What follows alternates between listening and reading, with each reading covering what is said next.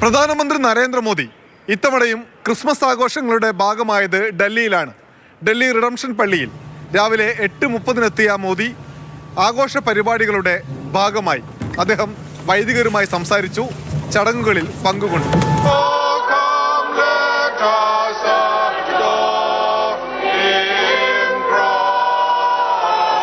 എന്നാൽ മോദിയുടെ വരവിനെ തുടർന്ന് പ്രതിഷേധവും പള്ളിക്ക് പുറത്തുണ്ടായി. രാവിലെ 8 മണി മുതൽ നിരവധി വിശ്വാസികളെ പോലീസുകാർ ബാരിക്കേഡ് വെച്ച് തടഞ്ഞു. എന്നാൽ ഞങ്ങളുടെ വിശ്വാസത്തെ ഹനിക്കരുത്, ഞങ്ങൾക്ക് ആരാധിക്കാനുള്ള അവകാശമുണ്ട് എന്ന് ചൂണ്ടിക്കാട്ടി വിശ്വാസികൾ പ്രതിഷേധിച്ചു.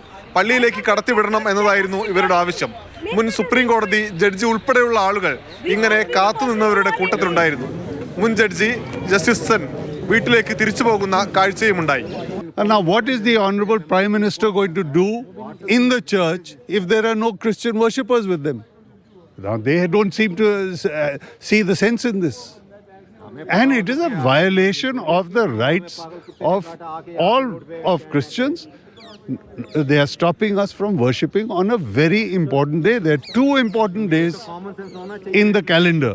അതേസമയം രാജ്യത്തിന്റെ വിവിധ ഭാഗങ്ങളിൽ ക്രിസ്മസ് ആഘോഷം നടത്തുന്ന ആളുകൾക്കെതിരെ വലിയ അക്രമം ഇന്നലെ രാത്രിയും തുടർന്നു. റായ്പൂരിൽ മാളിൽ ഒരുക്കിയിരുന്ന ക്രിസ്മസ് ആഘോഷങ്ങളുടെ എല്ലാ സാധനങ്ങളും ഒരു സംഘം ആളുകൾ വന്ന് തകർത്തെറിഞ്ഞു പോകുന്ന കാഴ്ച രാത്രി ഉണ്ടായി.